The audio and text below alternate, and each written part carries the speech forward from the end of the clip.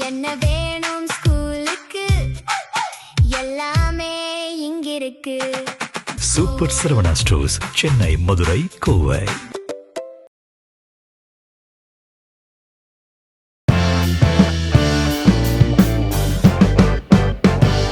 நேயர்களே, இன்றைக்கு நாம் பேச போகிறது அமெரிக்காவினுடைய கரங்கள் முற்றிலுமாக என்ன சொல்கிறது ஓய்ந்திருக்கிறது அப்படிங்கிறதான் சொல்லணும். நாங்கள் சொல்கிறதுல ஏதாவது மாறுபட்ட கருத்து இருந்தால் உலக ரீதியாக செய்திகளை பார்த்து கொள்ளுங்கள். தற்போது நான் அமர்ந்திருக்கிற நேரத்தில் ஈரானுடைய தென்பகுதியில் அமைந்துள்ள ஹெர்மூஸ் கான் மாகாணத்தினுடைய சிரிக் தீவில் இருக்கக்கூடிய ஒரு தொலைத்தொடர்பு டவரை அமெரிக்கா அடித்திருக்கிறது. இது சில நாட்களுக்கு முன்பு, ஒரு 4-5 நாட்களுக்கு முன்பு நடந்தது. இந்த டெலிகாம் டவர்ஸ் அமெரிக்கா அடித்த நிலையில் அதனை திருப்பி தாக்குதல் நடத்த 1 மணி நேரத்திலே IRGC நடத்தியிருக்கிறார்கள். இந்த தாக்குதலை விமானப்படை தளம் மூலம் எப்படி அடிச்சிருக்காங்கன்னா, அந்த டெலிகாம் நிறுவனத்தை எந்த நாட்டிலிருந்து எந்த ஏர்பேஸில் இருந்து அடித்தாங்களோ அதை ஈரான் அடிச்சிருக்கிறாங்க. ஈரானுடைய ஏர்பேஸ் மீது தாக்குதல் நடத்தியதை புரட்சிகர இஸ்லாமிய revolutionary guards and corps IRGC நடத்தியிருக்கிறது. 1 மணி நேரத்தில் இந்த தாக்குதலை வெற்றிகரமாக அமெரிக்காவுக்கு பதிலடி கொடுத்தோம், எங்களுடைய டெலிகாம் டவர்ஸை உருவாக்கின அந்த பேஸே நாங்கள் காலி பண்ணிட்டோம் அப்படின்ட்டு ஃபராஸ் நியூஸ் பரபரப்பான தகுதி நான் இப்பொழுது அமர்ந்திருக்கிற 1:15 இந்திய நேரம் இன்று நண்பகலில் கிடைச்சிருக்கிறது.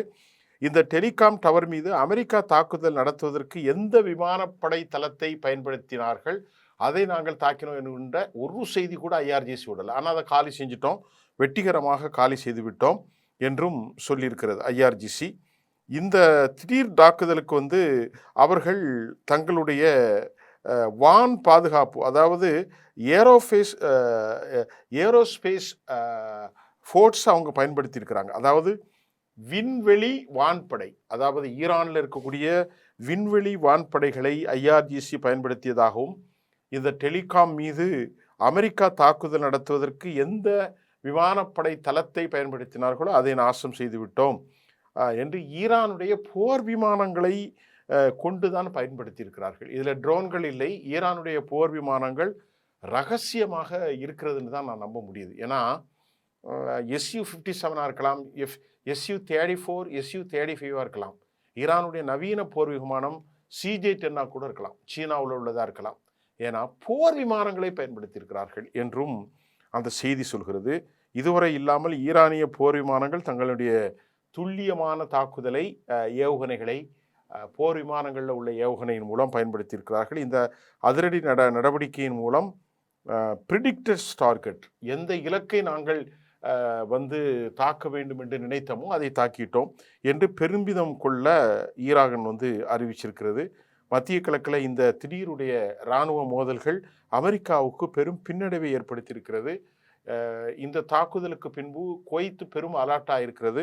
குவைத்தினுடைய அமெரிக்க ஏர் டிஃபென்ஸ் சிஸ்டம் மற்றும் ஏரோஸ்பேஸ் தளங்கள் எல்லாமே ரொம்ப அலர்ட்டாக வச்சுருக்கிறாங்க. ஏற்கனவே குவைத்தை தாக்குனதை சொன்ன ஒரு 8 ஏவுகணைகளை, பலிஸ்டிக்ஸ் ஏவுகணைகள், 30 ட்ரோன்கள் மூலம் தற்போது விமானம் மூலமே தாக்கியிருக்கிறார்கள். அப்படி என்றால் விமானம் எங்கே மறைத்து வைத்திருந்தார்கள் என்பதெல்லாம் பெரிய ஆச்சரியமாக இருக்கிறது.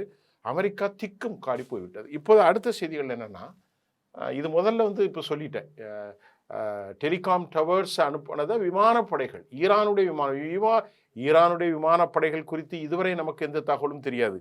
இப்போதுதான் ஈரானுடைய விமானப்படைகளை வைத்து மறைமுகமாக வெளியேறி தாக்கியிருக்கிறார்கள். பெரிய அதிசயமாக இருக்கிறது. ஈரான் உலகத்திலே பெரிய ஒரு வல்லரசாக மாறிவிட்டது. அமெரிக்கா உள்நாட்டு விவகாரங்கள் குறித்து புதிய புதிய நிபந்தனைகளை அனுப்பிக்கிட்டு இருக்காங்க. பேச்சுவார்த்தை நடத்திக்கிட்டு இருக்கும்போது அமெரிக்கா புதிய நிபந்தனைகளுக்கு முஜிதபா கமேனி மட்டும் இல்லாமல் பக்கர் கலிபா பயங்கரமாக தங்களது எதிர்ப்பை தெரிவித்திருக்கிறார்கள். குறிப்பாக நீங்கள் பார்த்தீங்கன்னா, அணு ஆயுத நிலைகளை குறித்து பேசுவதற்கு கடும் நிபந்தனை. 2ஆம் நிலை பணத்தை திருப்பி வழங்கினால் மீண்டும் ஈரான் அணு ஆயுதங்களை உருவாக்கும் வல்லமை பெற்றுவிடும் என்று அமெரிக்கா கடுமையான கவலை. இந்த லெவல்லே இப்படி இருக்கான், அவங்ககிட்ட பணத்தை கொடுத்தா நம்மளை முழுமையாக காலி பண்ணிடுவாங்க அப்படிங்கிறது ஒரு பெரிய சிக்கல். அடுத்து வந்து லெபனானில் லிட்டானியா தாண்டி மலைக்குண்டுகளின் மீது இஸ்ரேலிய படைகள் மீண்டும் நிலை கொண்டிருக்கிறார்கள். இது ஒரு அபாயகரமாக மாறியிருக்கிறது. அமெரிக்காவுடைய அதிபர் டொனால்ட் ட்ரம்ப் தற்போதைய நிலையில் அமெரிக்கா உலகின் பல்வேறு நாடுகள் மத்தியில் ஏற்பட்டுள்ள பொருளாதார சிக்கல் குறித்தெல்லாம் அவருக்கு கவலை இல்லை. அமெரிக்கா அரசியல் மாற்றம் குறித்தும் கூட அவருக்கு கவலை இல்லை. ஏனெனில் அவர் அமெரிக்க அதிபராக வரப்போவதில்லை. தேர்தலில் போட்டியிட அவருக்கு தகுதியும் இல்லை. எனவே ஈரானை டொனால்ட் ட்ரம்ப் ஆட்சி காலத்தில் வெற்றி பெற்றுவிட்டார் என்ற செய்திகள் வரும் வரை அவர் தாக்குதல் நடத்த அவர் பொறுப்பேற்ற முறையிலே அதிக நடவடிக்கையில் ஈடுபட்டு வருவதாகவும் கூட சில தகவல்கள் வெளியாகி உள்ளன. அமெரிக்க இராணுவ செயலாளர் பீட்டர்ஸ் என்ன சொல்கிறாருன்னா, நாங்கள் போருக்கு தயாராக இருக்கிறோம், அமெரிக்கா வலுவான நிலையில் இருக்கிறது அப்படிங்கிறது தான் அவர் பொய்யான தகவலை எப்போதும் சொல்கிறதுல வல்லவர். இப்போதும் அப்படி தான் சொல்லி கொண்டிருக்கிறார். இதுக்கிடையில் ஈரானுடைய ஐஆர்ஜிஎஸ்னுடைய ஹாத்தம் உல் அன்பியாய் தீவிர கடும்போக்குவாதிகள் எச்சரிக்கை. உலக அளவிலான எண்ணெய் கப்பல்கள் தங்கள் கட்டுப்பாட்டில் தான் இயங்கும்.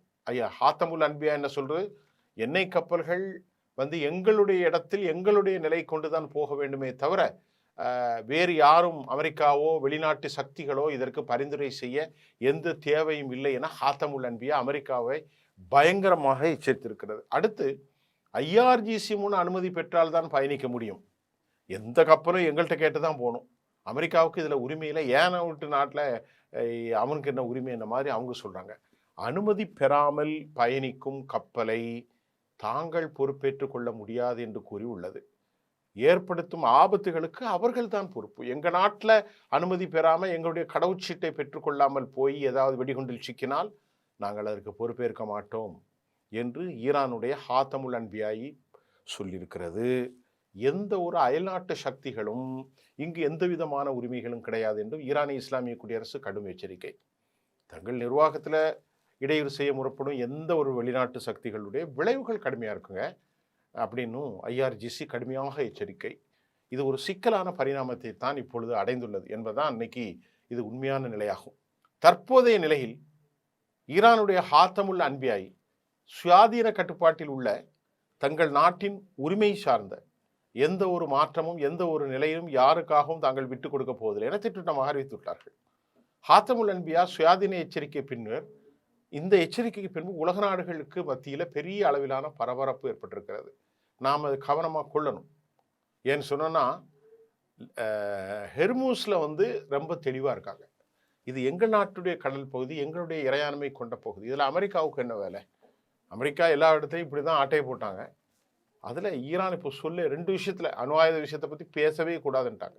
ஹாத்தம் உல் அன்பியா இப்போ வந்து ஐஆர்ஜிசி என்ன சொல்லுது என்று சொன்னால், இந்த கடல் பிராந்தியத்துக்கு அமெரிக்கா பஞ்சாயத்து பண்ணவே கூடாது. அவனுக்கு இதில் நாங்கள் இவ்வளோ நாள் விட்டுருந்தோம், இப்போ எங்களுக்கு நாட்டில் பணம் இல்லை, வசதி இல்லை, வாய்ப்புகள் இல்லை, நாங்கள் வந்து சுங்க கட்டணம்லாம் போடலை, எங்களுக்கு ஒரு சர்வீஸ் கேட்குறோம், கொடுத்துட்டு போயிட்டு தானே இருக்குது. ஒரு நாளைக்கு நேரத்தெல்லாம் 26 கப்பல் போயிருக்கு, நேற்று மட்டும் 26 கப்பல் போயிருக்கிறது. ஆக இந்த நிலையில் ஹாத்தம் உல் அன்பியாய் பயங்கர தாக்குதலை நடத்துவதாக அமெரிக்காவை ஆட்டம் கண வைத்திருக்கிறது. ஏரோஸ்பேஸ் விமானங்கள் மூலமாக பயங்கர தாக்குதலை நடத்தி முடித்திருக்கிறார்கள். டவர் அடித்ததுக்கு பதில் 1 மணி நேரத்தில். இதுக்கிடையில் லெபனான் பகுதியில் பொதுமக்கள் குறிவைத்து கொல்லப்படும் நிலையில் இது ஈரான் மற்றும் அமெரிக்கா இடையிலான பேச்சுவார்த்தைக்கு ரொம்ப பின்னடைவு தான். இது நம்ம கவனத்தில் எடுக்கணும். அணு ஆயுத பிரச்சனைகள், ஹெர்மூஸ் ஜலசந்தியை திறக்க, இந்த 2 பிரச்சனை அடுத்து இஸ்ரேல் லெபனான் மீதான போர் 3வது, 4வது வந்து முடக்கப்பட்டிருக்கக்கூடிய பணத்தை உடனே விடுவிப்ப தீர்வு காண வேண்டும். இந்த 4 பிரச்சனையுமே இருக்குது. 1வது பிரச்சனை அணு ஆயுத பிரச்சனை, 2வது பிரச்சனை ஹெர்மூஸ் ஜலசந்தியை திறப்பதற்கு, 3வது பிரச்சனை இஸ்ரேல் லெபனான் மீதான தாக்குதல், 4வது பிரச்சனை ஈரானுடைய பணத்தை உடனடியாக விடுவிக்க வேண்டும். இதற்கெல்லாம் தீர்வு காண வேண்டும். இதற்கு இடையிலே இப்போ அமெரிக்காவுடைய விமானங்கள் கொத்து கொத்தாக அளிக்கப்படுகிறது. அமெரிக்காவுடைய உளவு விமானங்கள் 30 மில்லியன் பெருமானம் உள்ள விமானங்கள். முதல்ல வந்து MQ-9 அல்ல, இப்போ நான் சொல்றது MQ-1 உளவு விமானம் ஈரானுடைய எல்லையில் அமெரிக்கா உளவு பார்க்கும்போது தரையிறக்கம் செஞ்சுட்டாங்க. MQ-9 ஏற்கனவே இறக்குனாங்க, இப்போ MQ-1 தரையிறக்கம் செய்யப்பட்டிருக்கிறது.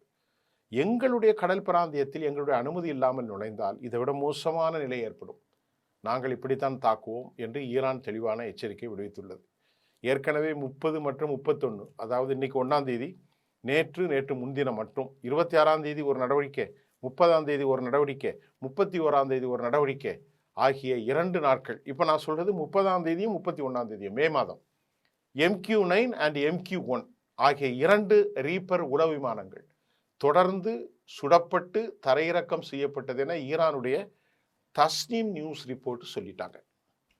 30ஆம் தேதியும் 31ஆம் தேதியும் MQ-1 அண்ட் MQ-9 உளவு விமானங்கள், ஒவ்வொரு விமானங்களுடைய மதிப்பே 300 கோடி கிட்ட வரும். கிட்டத்தட்ட அதோடைய கணக்கு என்ன சொல்லுவினால் 240 கோடி 250 கோடிக்கு மேலே வரும். கிட்டத்தட்ட 30 மில்லியன் வைத்துக் கொள்ளுங்களேன். 1 மில்லியன் என்பது $10 லட்சம். அடுத்து நான் சொன்ன செய்தி வந்து தஸ்னீம் போட்டிருக்காங்க. இப்போ அடுத்த செய்தி மெஹர் நியூஸ்லேருந்து என்ன வருதுன்னா, UAV orbit drone to be confirmed. இதில் வந்து UAV ஆர்பிட் இருப்பதாகவும் சொல்லப்படுகிறது. ஐயா இர்னா ஒரு செய்தி வெளியிட்டிருக்கிறாங்க. Successful operated for of the drone parts USA. அதாவது என்னன்னா, கடல்ல வந்து இவங்க சுட்டு வீழ்த்தின ட்ரோன்களுடைய உடைந்த பாகங்களை அப்படியே படம் எடுத்து காட்டினார்கள். அமெரிக்கா வெட்கப்பட்டு வேதனைப்பட்டு நிற்கிறது. அது மட்டும் இல்லாம ஏமன்ல MQ-9 5 ஃபிளைட்ஸ் ஷாட் டவுன், அங்கேயும் ஒன்று கீழே தள்ளி இருக்கிறாங்க. அதுவும் ரிலீஸ் ஆயிட்டு. யுஎஸ் கண்டினியூஸ்லி செட்பேக் அப்டக்கிள், அவங்க வந்து தடைகளை ஏற்படுத்தி பெரிய கேவலத்தில் மாட்டியிருக்கிறாங்க. அதே போன்று ஈரான் வந்து உள்ளே நுழைந்த F-35 மற்றும் MQ-4, MQ-1, MQ-4, MQ-9, MQ-1 and MQ-4, இப்பொழுது MQ-4, MQ-9, இப்பொழுது F-35, MQ-4 ஆகிய 2ம் சுடப்பட்டு தப்பி ஓடியதாக செய்தி வருகிறது. இதில் F-35 தான் மேஜிக்கு. அது ஒரு ஸ்டெல்த்து, கரும்பூச்சிகளின் மூலம் ரெட்டாரில் வராது. இப்போ அதை வந்து இவங்க எப்படி கண்டுபிடித்து அடிக்கிறாங்கன்னு அமெரிக்காவுக்கு தெரியல. ஃபராஸ் நியூஸ் வந்து என்ன சொல்கிறாங்கன்னா, ஈரானுடைய ஏர் டிஃபென்ஸ் சிஸ்டம் இருக்குது பாருங்க, அது இப்போ வந்து ரொம்ப புதுசாக ஒன்றும் வச்சுருக்கிறாங்க போல். ஈரானுடைய ஏர் டிஃபென்ஸ் சிஸ்டம் உள்ளே நுழைந்து எந்த ஒரு வெளிநாட்டு விமானமும் உடனடியாக தாக்குதலுக்கு உள்ளாகும். இவெல்லாம் பக்காவாக பண்ணிட்டாங்க ஈரான். முன்னாடி மாதிரியெல்லாம் குண்டு போட முடியாது. ஃபராஸ் நியூஸ் ஏஜென்சி சொல்லியிருக்கிறாங்க. சென்காம் இதை மறுத்துட்டாங்க. CENTCOM denied Iranian claims. ஈரானுடைய அந்த செய்திகளை அமெரிக்கா சென்காம் மத்திய கண்காணிப்புத்துறை முழுமையாக மறைத்திருக்கிறது. இப்போ நான் ஏற்கனவே ஒரு வாரத்துக்கு முன்னாடி ஒரு செய்தி சொன்னேன் உங்களுக்கு, தொடர்ந்து என்னை பார்ப்பவருக்கு தெரியும். அராஸ் கமங்கீர் ஏர் டிஃபென்ஸ் சிஸ்டத்தை பற்றி சொல்லியிருக்கிறேன். இப்போ ஈரான் புதிதாக பயன்படுத்தி இருக்கிறது அவர்களுடைய ஏர் டிஃபென்ஸ் சிஸ்டத்தின் மீது Arash Kamangir air defence system to take shot down MQ-9. 26ஆம் தேதி இந்த அராஸ் கமங்கீர் ஏர் டிஃபென்ஸ் சிஸ்டத்தின் மூலமாக MQ-9 மே 26ஆம் தேதி சுடப்பட்டு கீழே வந்திருக்கிறது. அதே மாதிரி IRGCனுடைய பந்தர் அப்பாஸ் அட்டாக் வந்து யார் அடிச்சது? யுஎஸ் பண்ணாங்க. யுஎஸ் அணிச்சாங்க இல்லையா பந்தர் அப்பாஸில். அதற்கு US fight will take retaliation coming days. இன்னும் நாட்களில் இன்னும் பயங்கர தாக்குதல்கள் இருப்பதாக IRGC சொல்லியிருக்கிறது. இந்த harass Kamangir air defence system இதை பற்றி நான் ஏற்கனவே சொன்ன, இன்னும் முழுமையாக இன்னும் சொல்லலை. ஆனால் அதை பற்றி செய்தி இப்போ என்ன இருக்குன்னா, இது வைடர் ஆப்ரேஷன் சக்ஸஸ்ஃபுல்லி முழுமையாக அது வந்து கண்காணிக்கக்கூடிய ஒரு air defence system Arash Kamangir. It is a systems wider operation successfully. So America continuously set back to get fight through shot down operation. எப்படின்னா இந்த உளவு விமானங்களின் மூலமாக அவர்கள் தப்பி வருவது ஷெட்பேக்காக இருக்குது. ஏன்னா ஷாட் டவுன் பண்ணிடுறாங்க. அதே மாதிரி ஈரான் வந்து ரொம்ப குயிக்காக ப்ரிசிசிவ் ஆப்ரேஷன் வித்தவுட் டிலே, துல்லியமாக வேகமாக நேரம் எடுக்காமல், அதாவது மறுபடியும் அதை நான் உங்களுக்கு சொல்ல வேண்டுமென்றால் ரொம்ப துல்லியமாக ப்ரிசிஷன் அட்டாக் அவங்க செஞ்சிடறாங்க. இது வந்து ரொம்ப லோ காஸ்ட் ஆப்ரேஷன். இந்த சீப்பர் SAM பேட்ரிஸ் தான் பயன்படுத்துகிறாங்க. ஈஸி டு ஹைட் ரீலான்ச், அதை மறைச்சி வச்சிடுறாங்க. Easy to target access against US UAV MQ-9 reaper shot down. Slow ட்ரோன்களையும் கூட அமெரிக்காவினுடைய எல்லாவற்றையுமே அடித்து கீழே எழுகிறார்கள். Long range drone easy to access, இதெல்லாம் வந்து சொல்லிக்கிட்டே இருக்கலாம். அவ்வளோ வேலைகளை செஞ்சுருக்கிறாங்க. கடந்த மே மாதம் 26 30 31 MQ-1 MQ-4 F-35 எல்லாவற்றையும் கமங்கீர் மூலமாக ஷாட் டவுன். அது மாதிரி டவர் அடித்தது ஷாட் டவுன், முழுமையாக தாக்குதலுக்கு உள்ளாயிருக்கிறது. அது ஈரானுடைய விமானப்படைகள் தான் தாக்கியிருக்கிறது. இதுவரைக்கும் நம்ம மிசைல் சொன்னோம், இதுவரைக்கும் ஆளில்லா விமானங்கள் சொன்னோம், UAV சொன்னோம், இப்பொழுது ட்ரோனு சொன்னோம். இப்பொழுது முதலாக என்ன விமானங்கள் பயன்படுத்தப்பட்டது என்று சொல்லவில்லை. நான் உங்களுக்கு சொல்கிறேன், இது SU-34, 35, SU-57R, CJ-10 இருக்கலாம், நமக்கு தெரியவில்லை. அந்த விமானத்தையும் பற்றிய அறிவிப்பு நமக்கு கிடைக்கவில்லை. அந்த விமானங்கள் எந்த பேஸில் அடைச்சாங்க என்பதையும் சொல்லலை. ஆனால் சக்ஸஸ்ஃபுல் ஆப்ரேஷன் அப்படின்னு சொல்லிட்டாங்க. அமெரிக்கா வாயை திறக்கலை. இது மறுபடியும் நேற்று நான் சொன்ன மாதிரி 28 கப்பல்கள் ஈரான் IRGC-னுடைய நேரடி கண்காணிப்பு வளையத்தில் கொண்டு வந்திருப்பதால் பாதுகாப்பு முறைகள் வலுப்படுத்தப்பட்ட நிலையில் டோல் கட்டணம் வசூலிக்கும் நிலை தற்போது தொடர்வதாக செய்திகள் வெளியாகி இருக்கிறது. இதற்கிடையிலே ஈரான் இந்த தாக்குதல்களை இவ்வளவு வலிமையாக நடத்துவதற்கு அமெரிக்கா அச்சப்பட்டு கொண்டிருக்கிறது. அமெரிக்காவின் தரப்பில் F-35, அது மட்டும் இல்லாமல் நேற்று முன்தினம் சொல்ல மறந்துவிட்டேன், புதிய செய்தி ஒன்று, F-16 hornet, F-18, F-16 eagle, இந்த விமானங்கள் சுடப்பட்டிருக்கிறது. இதற்கு துல்லியமாக சீனாவினுடைய மேன்மேப்டு ஷோல்டர்லேருந்து ஏவக்கூடிய அந்த ஏவுகணைகள் தான் அதிகமாக இந்த அமெரிக்க விமானங்களை ஸ்டெல்த்திலிருந்து அவர்கள் தப்பி குறைந்த தொலைவுக்கு வந்தாலும் குறைந்த உயரத்திற்கு வரும்போது காலி செய்து விடுகிறார்கள் என்று அமெரிக்கா அலறுகிறது, அமெரிக்கா துடிக்கின்றது, அமெரிக்கா பயப்படுகிறது, அச்சப்படுகிறது என்கின்ற செய்தி இன்றைக்கி உலக நாளேடுகள் முழுவதுமாக, ஒரு நாளேடு 2 ஏடு அல்ல, நீங்கள் பார்க்கலாம், பிராந்திய ரீஜனல் சர்வதேச நாளேடுகளிலும் கூட நாம் இந்த செய்தியை பார்க்கிறோம். இதற்கிடையிலே இந்த பேச்சுவார்த்தை அமெரிக்கா கிளப்பிவிட்டு இன்றைக்கி காலை $88 விலை சரிந்திருக்கிறது குரூடு. அமெரிக்கா அதை ஸ்டெபிலைஸ் பண்ணுவதற்காக பொய்களை சொல்கிறார்கள். ஆனால் ஈரானுடைய உச்சபட்ச தலைவர் மஜித்தபா காமேனி மற்றும் ஈரானுடைய மிக முக்கியமாக பக்கர் கலிபா போன்றவர்கள் அமெரிக்காவுக்கு எந்த விதத்திலும் நாங்கள் பணியப் போவதில்லை என IRGC-யும், ஹாத்தமுல் அன்பியா, ஃபராஸ் நியூஸ், மெஹர் மற்றும் தஸ்னீம் போன்ற செய்திகள் உறுதிப்படுத்துகின்றது. ஈரானுடைய IRGC படைகள், ஹாத்தமுல் அன்பியா, ஈரானுடைய குஸ் படைகள், ஈரானுடைய பஷர் படைகள் எல்லாமே உயிர்ப்புடன் இருக்கிறது. இதில் லெபனானில் ரொம்ப உச்சபட்ச தாக்குதல்களை இஸ்ரேல் தாக்கி கொண்டிருக்கிறது, மனித உயிர்களை காவு கொண்டிருக்கிறது. ஆகவே ஈரான் இப்பொழுது அடுத்த விவகாரத்தை அதில் பார்ப்பார்கள். அமெரிக்கர்கள் லெபனான் விவகாரத்தில் எந்த தலைப்பு செய்தியும் வெளியிடவில்லை. நிலைமை ரொம்ப மோசமாக இருக்கிறது. மீண்டும் நாளை புதிய செய்திகளோடு சந்திப்போம். நன்றி.